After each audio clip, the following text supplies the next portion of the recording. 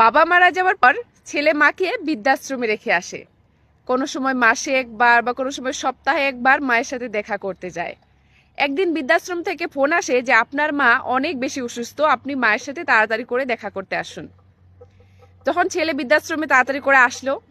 তখন মায়ের হাত ধরে মায়ের পাশে বসলো আর বলল যে মা, তোমার কি কোনো কিছু প্রয়োজন? বলো, তোমার যদি কোনো কিছু লাগে আমি তোমাকে এনে দিচ্ছি। তখন মা একটু হেসে বলল যে বাবা, আমার কোনো কিছুর প্রয়োজন নেই, কিন্তু হ্যাঁ, কিছু কথা আমার মনে আছে যেগুলো আমি তোকে বলতে চাই। আর আমি চাই যে এই কথাগুলো তুই কোনো খাতার মধ্যে লিখে রাখ। তো ছেলেটা বলল যে হ্যাঁ মা, বলো, আমি লিখে রাখছি।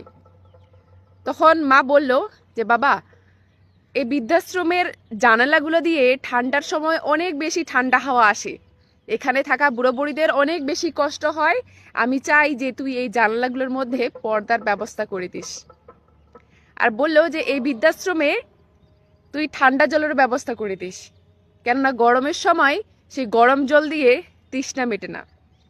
আর এখানকার খাওয়া দাওয়ার ব্যবস্থাটাও অনেকটা খারাপ, আমিও অনেক সময় 2 দিন 3 দিন না খেয়ে থেকেছি। তো এখানকার খাওয়া দাওয়ার ব্যবস্থাটাও একটু ঠিক করে দিস। সব কথা মায়ের মুখে শুনে ছেলেটা একটু আশ্চর্য হলো।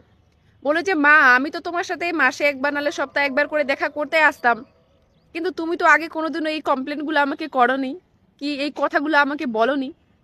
তখন মা একটু হেসে বলল যে দেখ বাবা, আমি তো এখানে থেকে থেকে এইসব আমার অভ্যাস হয়ে গেছিল, কিন্তু যখন তোর পালা আসবে, যখন তোর ছেলে মেয়ে তোকে এখানে রেখে যাবে, তখন তো তুই এই কষ্টগুলো করতে পারবি না, কেননা আমি তোকে অনেক আদরে বড় করেছি।